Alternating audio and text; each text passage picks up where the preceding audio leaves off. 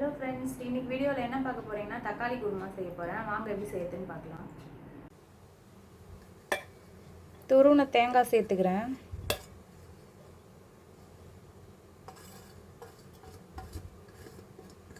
இது ஒரு அரை கப்பு இருக்கும்.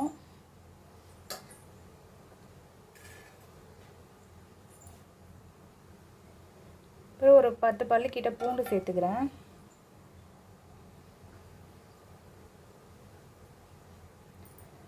ஒரு துண்டு இஞ்சி சேர்த்துக்கிறேன்.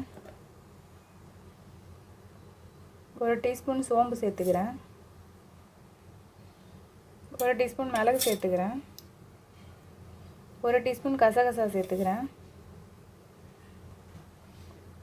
ஒரு 6 பச்சை மிளகாய் சேர்த்துக்கிறேன். உங்களுக்கு எவ்வளோ காரம் வேணுமோ நீங்கள் அவ்வளோ மிளகா சேர்த்துக்கோங்க.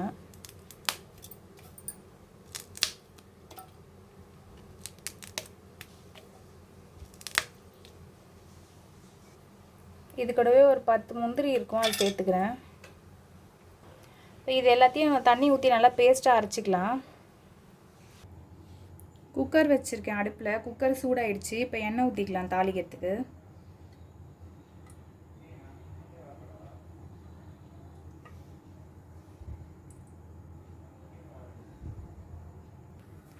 எண்ணெய் சூடாயிடுச்சு. இதில் லவங்கம் சேர்த்துக்கிறேன்.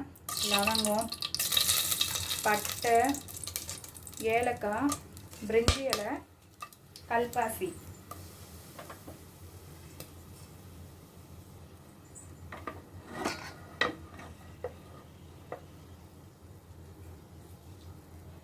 கருவேப்பிலை சேர்த்து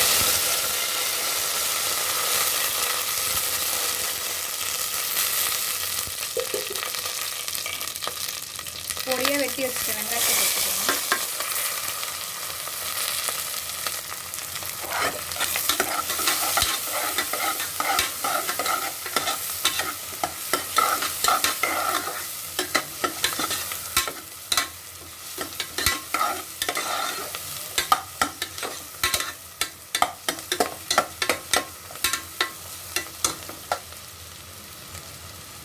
வெங்காயம் நல்லா வதங்கட்டும்.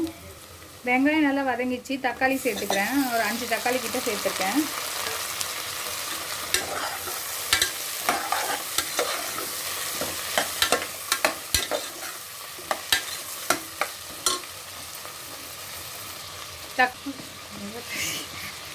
உப்பு சேர்த்துக்கிறேன்.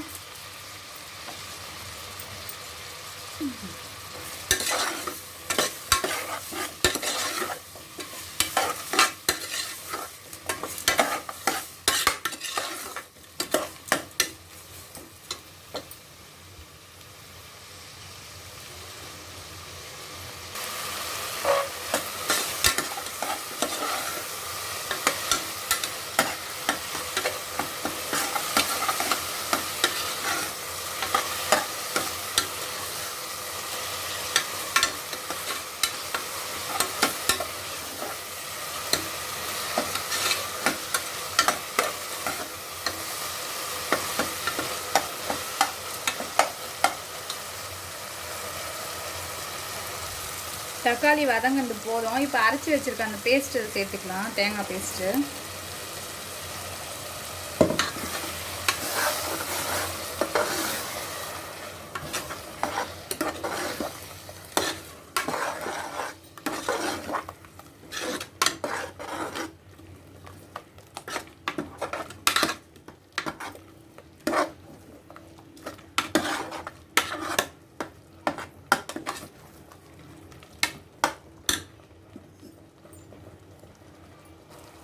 இப்போ இதில் தேவையான அளவு தண்ணி ஊற்றிக்கலாம்.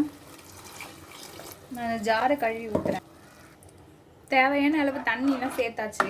இப்போ குக்கரை மூடி வச்சிடலாம்.